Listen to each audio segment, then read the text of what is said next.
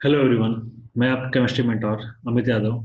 आज मैं आपको और इनऑर्गेनिक केमिस्ट्री का कुछ ऐसा ब्यूटीफुल चीज़ें बता रहा हूँ जो जनरली आपको बहुत रेयर ही मिलेंगी। कि कैसे वो शॉर्टकट आप पता कर सकते हो। जैसे मान लो आपको कोई ऑक्सी आयन दिया हुआ है, तो उस ऑक्सी आयन में कैसे आप बता सकते हो कि उसमें कितने नंबर ऑफ रिजोनेटिंग स्ट्रक्चर हो सकते हैं। ठीक है। और रिजोनेटिंग स्ट्रक्चर कितने हो सकते हैं, फिर उसमें आप दूसरी चीज बता सकते हो कि रिजोनेटिंग स्ट्रक्चर यदि आप निकाल लेते हो तो ये बता सकते हो कि जो आयंस है, आयंस की स्टेबिलिटी का ऑर्डर बता सकते हो कि आयंस की स्टेबिलिटी क्या होगी। ठीक है। तीसरी चीज, आप बॉन्ड ऑर्डर कैलकुलेट कर सकते हो। बॉन्ड ऑर्डर कैलकुलेट करने के लिए आपको क्या ट्रिक यूज करना है और क्या कॉन्सेप्ट है, ये भी चीज हम देखेंगे। ठीक। एंड फोर्थ एंड लास्ट चीज है कि आप इसमें फॉर्मल चार्ज को भी, average formal charge on an atom जो है किसी भी आयनिक कंपाउंड ऑक्सी आयंस में, आप कैसे बता सकते हो। तो इसको आइए हम यहाँ पे देखते हैं। तो सबसे पहले हम बात करते हैं एक देखिए रिजोनेंस की, यहाँ पे हम बात करेंगे रिजोनेटिंग स्ट्रक्चर के बारे में बात करेंगे। तो रिजोनेटिंग स्ट्रक्चर की यदि हम बात करें,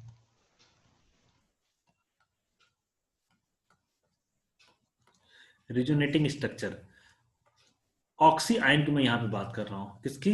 ऑक्सी आयंस। दैट इज जो नेगेटिवली चार्ज ऑक्सी आयंस होंगे उस पर हम बात करेंगे कि रिजोनेटिंग स्ट्रक्चर कितने हो सकते हैं। तो आइए सबसे पहले हम एक कॉमन एग्जांपल लेते हैं, कार्बोनेट आयन CO3-2। तो कार्बोनेट आयन के यदि हम स्ट्रक्चर की बात करें, तो कार्बोनेट आयन के पास जो स्ट्रक्चर होगा C double bonded O minus O minus. ठीक। ये एक स्ट्रक्चर है।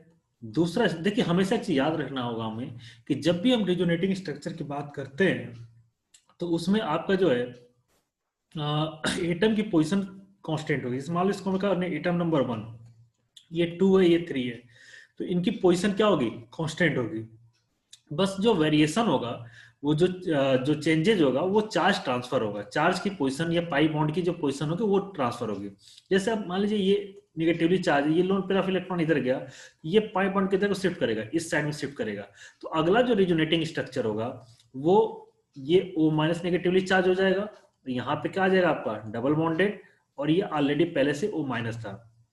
नेक्स्ट यदि हम बात करें, हमने कहा ये निगेटिव चार्ज है, यदि ये इधर को शिफ्ट कर रहा तो ये पाई बॉन्ड किधर को शिफ्ट करेगा? आपको इधर शिफ्ट करेगा। तो यहाँ पे आपका जो नेक्स्ट, ये O निगेटिवली हो जाएगा, ये O डबली बॉन्डेड हो जाएगा, और ये तो आपको पहले से ही O निगेटिव था। तो ये तीन स्ट्रक्चर है। इन तीनों स्ट्रक्चर को हम रिजोनेटिंग स्ट्रक्चर बोलते हैं। क्या बोलते हैं हम? Resonating structure. और इन तीनों का मिला करके जो बनेगा उसको हम बोलेंगे रिजोनेंस हाइब्रिड। तो रिजोनेंस हाइब्रिड हमने कहा कि भाई इसको आप ऐसे कर लो, सब पे डेल माइनस चार्ज लगा दो, and dash dash dash dash dash dash dash मतलब पार्शियली सभी पे आपका ये एग्जिस्ट कर रहा है। ठीक है। तो इस तरीके से CO3-2 का जो ये रिजोनेटिंग स्ट्रक्चर है आप जो देख रहे हैं यहाँ पे।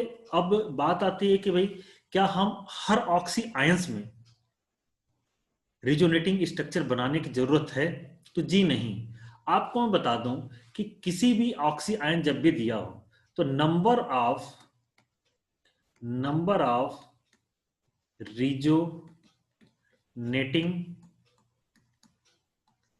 Structure equal to number of oxygen atom in oxy ions.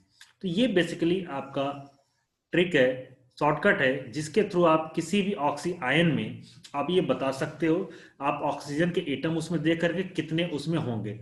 For example जैसे हमने कहा, जैसा CO3-2, तो CO3- में कितने ऑक्सीजन के एटम है? 3।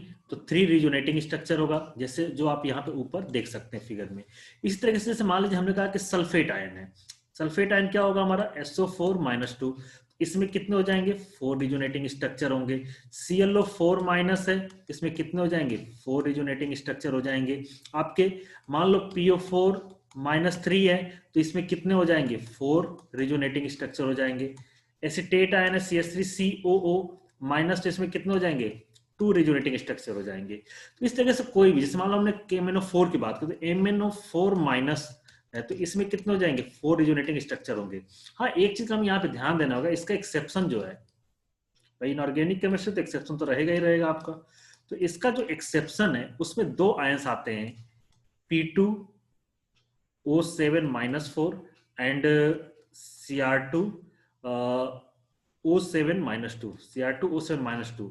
इसमें 6 रिजोनेटिंग स्ट्रक्चर और इसमें भी क्या बनते हैं 6 रिजोनेटिंग स्ट्रक्चर।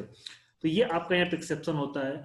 तो नंबर ऑफ रिजोनेटिंग स्ट्रक्चर आपको जब भी पूछा जाए तो आप उसमें देखो कितने ऑक्सी आयन है, उसके बेसिस पे आप तुरंत बता सकते हो, एक्सेप्ट P2O7-4 एंड Cr2O7-2।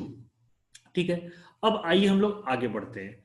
आगे बढ़ते हैं तो अब हम नेक्स्ट चीज की बात करें कि भाई हम स्टेबिलिटी, जैसे कई बार जब आपको ऑक्सी आयन दिया हो तो स्टेबिलिटी ऑफ आयन आप बता सकते हो, स्टेबिलिटी ऑफ आयंस या एसिडिक स्ट्रेंथ, एसिडिक स्ट्रेंथ बता सकते हैं। जैसे मान लीजिए हमने कहा कि हमारे पास ClO-, ClO2- and ClO3- and ClO4- ये आयन दिया गया।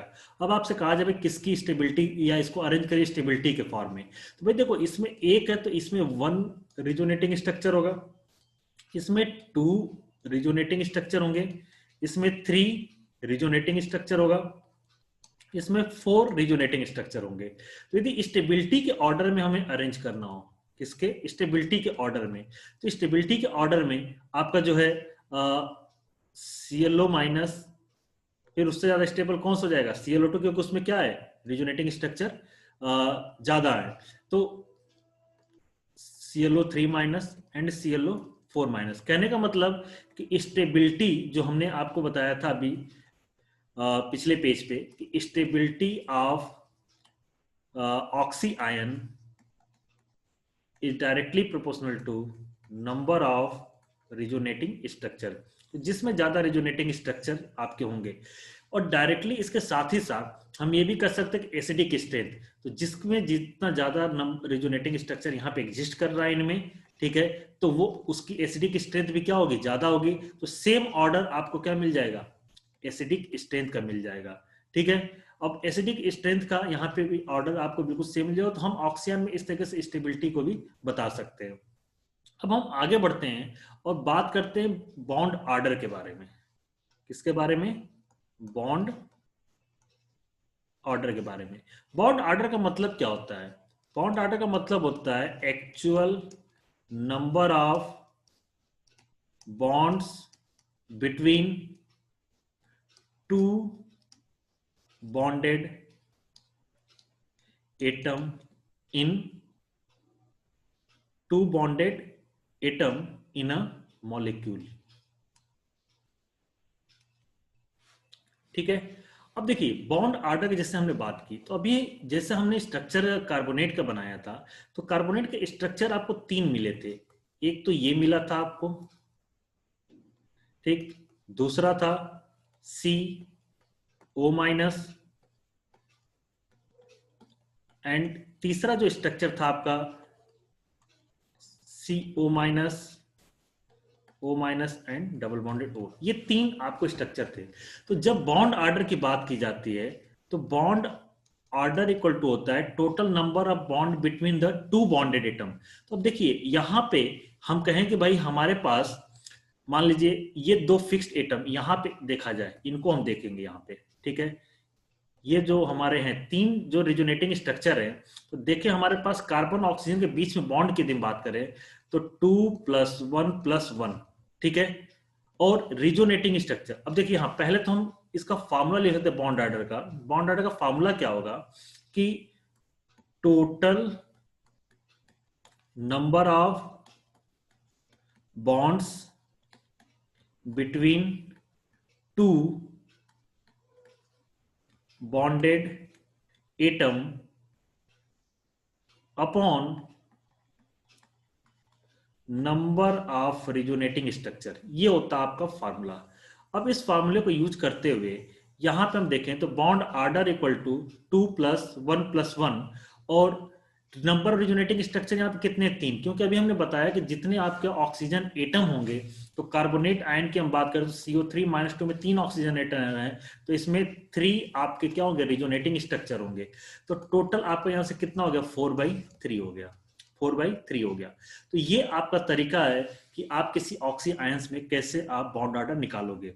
अब बात होती है कि भाई चलिए हम बात करते हैं शॉर्टकट की। शॉर्टकट के लिए शॉर्टकट इसका क्या होगा, शॉर्टकट आप याद रखिए कि bond order equal to 2 into number of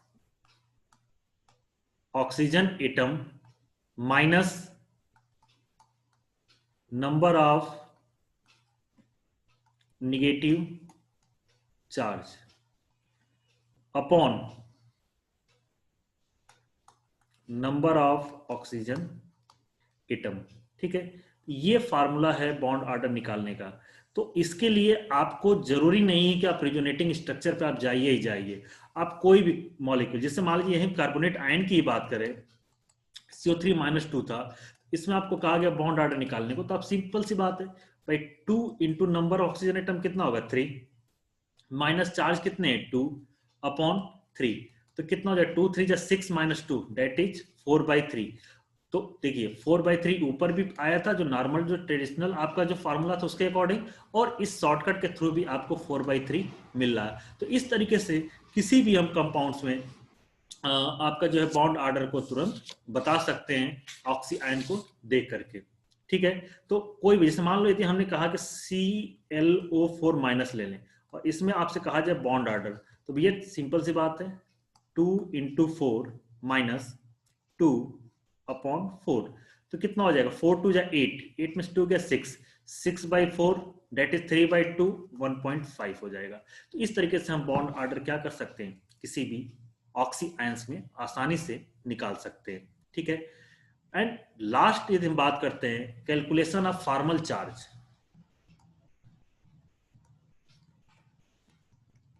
calculation of formal charge on oxygen atom. ठीक है, ये भी हम ऑक्सी आयन में ही बात करते हैं। तो देखिए यहां पे फॉर्मल चार्ज, फॉर्मूला क्या हो जाएगा आपका, formal charge on atom equal to number total charge on oxygen, total charge on oxygen upon number of oxygen atom, upon number of oxygen atom. ये आपका फार्मूला हुआ। इस तरीके से हम जैसे कहें कि CO3 कार्बोनेट आयन है, CO3 - 2, इसमें आपसे फॉर्मल चार्ज पूछा गया, फॉर्मल चार्ज, तो आप फॉर्मल चार्ज भाई कितने चार्ज हैं 2, टोटल एटम कितने 3, तो ये कितना हो जाएगा -0.66। यदि आपको मान लो ClO4- यदि हमने लिया, इसमें यदि हमसे फॉर्मल चार्ज के बारे में कहा गया, तो भाई कितना हो जाएगा -1/4 डेट इज -0.25। तो ये आपके मेथड्स हैं जिसके बेसिस पे आप ऑक्सी आयंस में फॉर्मल चार्ज, बॉन्ड ऑर्डर, उनकी स्टेबिलिटी और number of uniting structure, total 4 चीजों को आप आसानी से बता सकते हो आप। ठीक है, तो ये ट्रिक आपको एग्जाम में काफी हेल्पफुल होती है, जो आपका टाइम सेव करने में हेल्प करती है। आई होप ये चीजें आपको समझ में आई होंगी और ये आपको एग्जाम में हेल्प करेगी। तो आप ऐसे ही बने रहिए हमारे चैनल पे, देखते रहिए, लाइक कीजिए, शेयर कीजिए। Okay, thank you.